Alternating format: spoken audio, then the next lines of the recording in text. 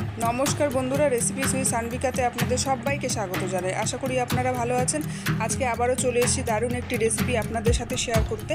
আজকে আমি আপনাদের পাউরুটির উপমা করে দেখাবো। তো দারুণ সহজ করা এবং খেতেও খুবই সুন্দর হয়। তো আমি এর জন্য এক প্যাকেট পাউরুটি নিয়ে নিয়েছি। পাউরুটিগুলোকে আমি তাওয়াতে একটু সেঁকে নেব, হালকা সেঁকে নেব, খুব পুড়িয়ে দেওয়া যাবে না, হালকা করে সেঁকে নিতে হবে। আমি এখানে সেঁকে দেখাচ্ছি আপনাদের। এই পাউরুটিগুলো সেঁকে নেওয়ার পরে এটাকে টুকরো টুকরো করে কেটে নিতে হবে।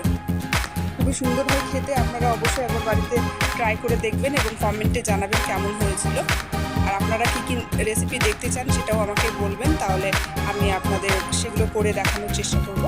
তো আমি দেখুন পাউরুটিগুলোকে, শাঁকা পাউরুটিগুলোকে এখানে টুকরো টুকরো করে কেটে নিচ্ছি। কেটে নিয়েছি সমস্ত পাউরুটি, আমি এরকম করে টুকরো করে কেটে নিয়েছি। কেটে নেওয়ার পরে একটা কড়াইয়ের মধ্যে আমি দিয়ে দিচ্ছি সাদা তেল। আমি এখানে সাদা তেল ইউজ করেছি। 2 চামচ মতো সাদা তেল দিয়ে দিলাম। দেওয়ার পরে এখানে আমি কিছু বাদাম ভেজে নেব। যেমন হচ্ছে এটাতে আমি চিনে বাদাম ভেজে নিচ্ছি আর একটু কাজু বাদাম ভেজে নেব। একটু অন্যরকম রেসিপিটা, আর খেতেও খুবই ভালো লাগে। ব্রেকফাস্টে আপনারা এভাবে করে এই রেসিপিটা ট্রাই করতে পারেন। বাচ্চাদের টিফিনেও দেওয়া যায়, খুবই ভালো হয় খেতে। তারপরে সেই তেলের মধ্যে আমি দিয়ে দিচ্ছি কালো জিরে। 1 চামচ মতো কালো জিরে দেওয়ার পরে একটু কালো জিরেটা একটু ভেজে নিয়ে ওর মধ্যে আদা আর কাঁচা লঙ্কা কুচি দিয়ে দিলাম। সেটাকে একটু হালকা ভেজে নিচ্ছি। ভেজে নেওয়ার পরে সেটাতে দিয়ে দিলাম কয়েকটা কারি পাতা। সেটাকেও একটু হালকা করে ভেজে নিয়ে আমি দিয়ে দিচ্ছি পেঁয়াজ কুচি। আপনারা পেঁয়াজ না খেতে চাইলে বা যারা খান না তারা পেঁয়াজটা স্কিপ করতে পারেন। পেঁয়াজটা একটু হালকা ভেজে নেওয়ার পরে আমি এর মধ্যে দিয়ে দিচ্ছি টুকরো করে কেটে রাখা টমেটো। সেটাকেও এখানে হালকা ভেজে নিতে হবে। তারপরে এর মধ্যে দিয়ে দিচ্ছি হলুদ, লঙ্কা গুঁড়ো, লবণ।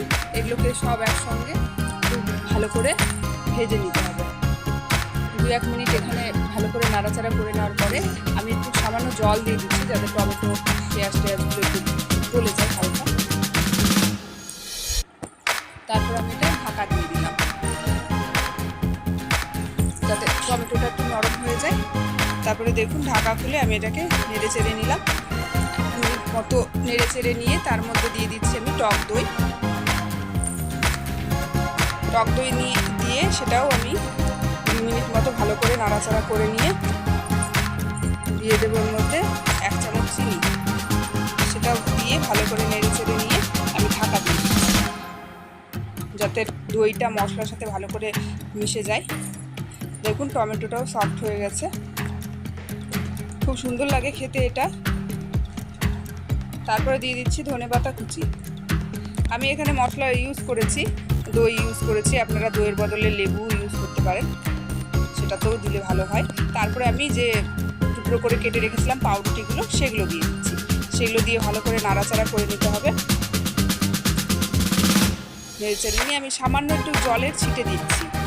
এখানে বেশি জল ইউজ করা যাবে না, তাতে পাউরুটিগুলো একদম গলে হালুয়া হয়ে যাবে। তারপরে ড্রাই ফ্রুট দিয়ে দিয়েছিলাম, দিয়ে ঢেকে রেখেছিলাম। 2 মিনিট মতো ঢেকে রেখেছিলাম একদম লো ফ্লেমে। ঢেকে রাখার পরে ঢাকা খুলে দেখুন নাড়াচাড়া করে নিয়েছি, খুব সুন্দর হয়েছে। পাউরুটি মশলা সব একসঙ্গে মিলেমিশে গেছে, দারুণ টেস্টি হয় খেতে। আপনারা অবশ্যই বাড়িতে একবার হলেও ট্রাই করবেন এবং আমাকে কমেন্টে জানাবেন। আর আমার রেসিপিটা যদি আপনাদের ভালো লেগে থাকে তাহলে একটা লাইক দেবেন, আর আমার পাশে থাকবেন যাতে আমি আপনাদের আরও ভালো ভালো রেসিপি করে দেখাতে পারি। তো এতক্ষণ আমার সঙ্গে ছিলেন ভিডিওতে, তার জন্য আপনাদের অনেক অনেক ধন্যবাদ। আবার দেখা হবে।